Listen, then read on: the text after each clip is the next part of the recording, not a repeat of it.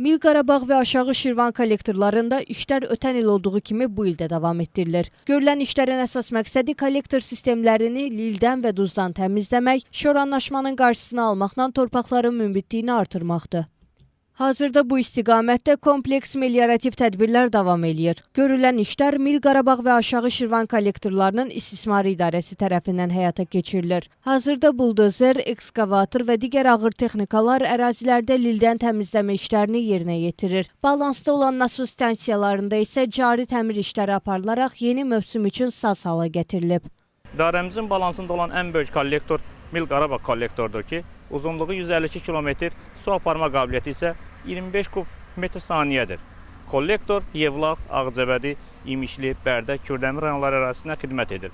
İkinci böyük kollektor Aşağı Şirvan kollektordur ki, Zərdab və Kürdəmir rayonlarının qurum sularını ərazidən xaric edir. Mil Qarabağ və Aşağı Şirvan kollektorlarının istismarı idarəsi tərəfindən kollektorların lildən təmizləməsi ilə bərabər kollektorlar üzərində olan su ötürücü boruların da dəyişdirilməsi işləri həyata keçirilir. Hazırda su ötürücü borular dəmir-beton borularla əvəzlənir. Bunun üçün əraziyə texnikalar cəlb olunub və idarənin mütəxəssisləri tərəfindən borular dəyişdirilir.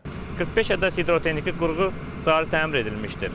Əlavə olaraq idarəmizin balansında olan 5 ədəd nasos stansiyada cari təmir işləri aparılmış və əlavə olaraq 5 ədəd elektrik mühərriki əsaslı təmir edilmişdir.